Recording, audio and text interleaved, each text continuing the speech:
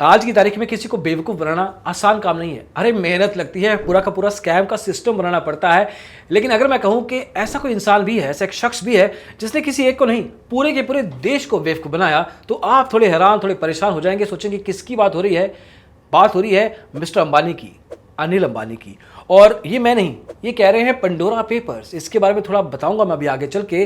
लेकिन पहले जानते हैं मिस्टर अनिल अंबानी की बैक हिस्ट्री, कहानी क्या है इनकी। इनकी कहानी में ट्विस्ट हैं, टर्न्स हैं, इमोशंस हैं, ड्रामा है, लेकिन कुछ सीक्रेट्स भी हैं जो आप तक पहुंचने चाहिए। कहानी शुरू होती है 2005 में, जब रिलायंस को स्प्लिट किया गया, दो हिस्सों में बांटा गया। दो भाइयों के बीच में अनिल अंबानी के हिस्से में आया फाइनेंशियल सर्विसेज का बिजनेस, पावर का बिजनेस, टेलीकॉम का बिजनेस और साथ में एंटरटेनमेंट भी। ये एक ऐसा टाइम था जब अनिल अंबानी का गोल्डन पीरियड माना गया। एक टाइम पे दुनिया के छठे सबसे अमीर इंसान थे, $42 बिलियन की वैल्यूएशन के साथ। मतलब उस समय की 4 लाख करोड़ रुपए। अपने भाई मुकेश अंबानी से भी ज्यादा अमीर थे। तभी तो इसको सुनहरा समय फॉर मिस्टर अनिल अंबानी आंका जाता है। लेकिन ये गोल्डन पीरियड शुरू होने से पहले ही खत्म हो गया। कुछ ऐसा जैसे कि वर्ल्ड कप T20 में केएल राहुल की इनिंग्स। इस अंत की शुरुआत 2008 में शुरू हो गई। हालांकि रिलायंस का आईपीओ आया था, अनिल अंबानी के ग्रुप ने अच्छा खासा पैसा रेज किया था, लेकिन इनका जो मेजर बिजनेस था आरकॉम, रिलायंस कम्युनिकेशन, जो कि इस पर्टिकुलर ग्रुप के लिए हीरा माना जाता था क्योंकि पैसे को बहुत कमा के देता था। इस कंपनी ने एक बहुत बड़ी गलती की। एक टेक्नोलॉजी शिफ्ट हो रहा था जिसका ये हिस्सा नहीं बन पाए। सीडीएमए टेक्नोलॉजी पे इनके टेलीकॉम कंपनी की चलती थी, लेकिन उस समय आया जीएसएम, और जीएसएम नई टेक्निक के साथ आया। हालांकि जीएसएम पहले से था, लेकिन जो नई टेक्नोलॉजी आई थी जीएसएम में, उसमें सारे टेलीकॉम कंपनीज घुस गए, ये बैठे रह गए। इसके अलावा कंपटीशन ने प्राइस फोर्स करनी शुरू कर दी, मतलब कम रेट पे अपना टेलीकॉम सर्विस प्रोवाइड करना शुरू कर दिया। रिलायंस कम्युनिकेशन ने अपने आप को बचाने की कोशिश की। इन्होंने लोन उठाया 14,000 करोड़ रुपए का, लेकिन वो इन्वेस्टमेंट इनके कुछ काम नहीं आई। अब बहुत देर हो चुकी थी और कस्टमर जीएसएम की गाड़ी में बैठ चुका था। और यही नहीं, अनिल अंबानी की रिलायंस ग्रुप को सबसे ज्यादा उसके कर्जों ने मारा। रिलायंस कैपिटल के ऊपर 40,000 करोड़ का कर्जा, रिलायंस कम्युनिकेशन के ऊपर 47,000 करोड़, रिलायंस होम फाइनेंस के ऊपर 11,000 करोड़, रिलायंस इंफ्रास्ट्रक्चर के ऊपर 23,000 crore, Reliance naval and engineering के ऊपर 10,000 करोड़ और रिलायंस पावर के ऊपर 30,000 करोड़ का कर्जा।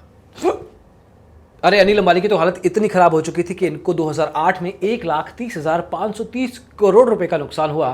फोर्ब्स की लिस्ट में ये अमीरों में माने जाते थे, रिचेस्ट, मतलब टॉप गेनर्स में माने जाते थे, लेकिन अब टॉप लूजर्स में आ चुके थे। 2009 में फोर्ब्स ने ये पूरी की पूरी दुनिया को बता दिया। अब जो कर्जा उठाया है वो वापस भी करना था, तो लोगों ने जब दरवाजे खटखटाने शुरू किए, नोटिस भेजने शुरू किए, तो 44,000 अपने टेलीकम्युनिकेशन टावर, जो कि वैल्यू थी जिनकी 22,000 करोड़ रुपए, इसके अलावा अपने ऑप्टिक फाइबर जिनकी वैल्यू थी करीब 8,000 करोड़ रुपए, उन सबको बेचा। उसके बावजूद भी अपने सारे के सारे कर्जे नहीं चुका पाए। मतलब अब तो सड़क पे आ चुके थे। अरे 2019 में स्वीडन की एक कंपनी एरिक्सन, जिसका नाम आपने शायद सुना होगा, उसने रिलायंस कम्युनिकेशन मतलब अनिल अंबानी के ऊपर केस कर दिया कि कहा कि हमने बहुत सारे पैसे इनसे लेने हैं, और इधर अनिल अंबानी कह रहे थे कि मेरे पास तो पैसा है नहीं। वहीं पे इनके बड़े भाई मुकेश अंबानी सामने आए और कहा 463 करोड़ रुपए ले जाओ, कोई बात नहीं, मेरे भाई को छोड़ दो। हाँ, मुकेश अंबानी ने अपने बड़े भाई होने का फर्ज जरूर निभाया, लेकिन अगर अनिल अंबानी जेल चले जाते तो अंबानी का नाम, अंबानी जो सरनेम है, वो नाम सड़क पे आ जाता। लोगों के सामने अंबानी की वैल्यू खत्म हो जाती। सिर्फ अनिल अंबानी की नहीं, शायद ये इंपैक्ट मुकेश अंबानी को भी करता और उनके बिजनेस को भी। पर प्रॉब्लम्स अभी भी खत्म नहीं हुई। 2021 आते आते अनिल अंबानी को दुनिया भर के 20,000 करोड़ रुपए चुकाने हैं, लेकिन इनके पास सब कुछ बेचा जा चुका है। इनके पास अभी कुछ नहीं है, ये बिल्कुल दिवालिया हो चुके हैं। एटलीस्ट ये इनका कहना है। अनिल अंबानी का कहना है कि उन्होंने अपने मम्मी से, अपने बेटे से 800 करोड़ रुपए का कर्जा लिया है। अब और कर्जा अपने घर वालों से वो नहीं ले सकते।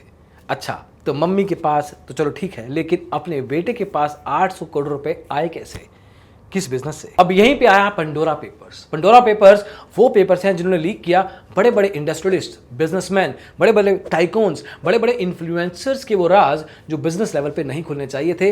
जहां तक अनिल अंबानी की बात है, ऐसी 18 कंपनियां उन पंडोरा पेपर्स में लिखी हुई हैं जो कि इंडिया के बाहर ऑपरेट हो रही हैं इलीगल तरीके से। पंडोरा पेपर्स के हिसाब से अनिल अंबानी के पास अमेरिका के Jersey, British islands and then Cyprus नाम के एक अलग देश में ऐसी कंपनीज हैं जिन्होंने 10,000 करोड़ का बिजनेस किया है। अरे यही नहीं, अनिल अंबानी मुंबई के जिस घर में रहते हैं, जिसका नाम अबोर्ड है, जिसमें 17 मंजिलें हैं, उसकी वैल्यूएशन है 5,000 करोड़ रुपए। अनिल अंबानी के पास आज की तारीख में रोल्स रॉयस, पोर्श, लेक्सस जैसी गाड़ियां हैं, प्राइवेट जेट्स हैं, यॉट भी है। एक बार तो लंदन के कोर्ट में इनका केस चल रहा था जहां पे चाइनीज कंपनी ने 5,000 करोड़ का दावा किया हुआ था अनिल अंबानी के ऊपर। तो अनिल अंबानी कहा था कि मैं तो दिवालिया हो चुका हूं, मेरे पास तो पैसा है नहीं।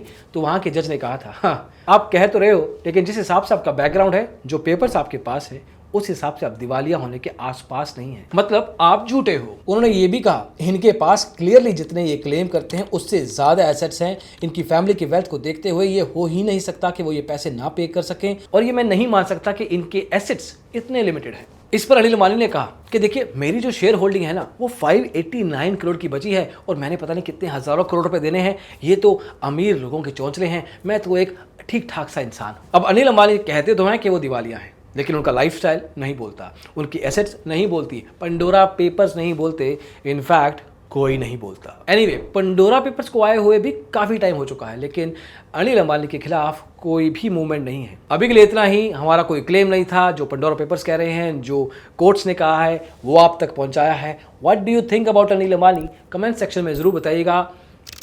Waiting for that.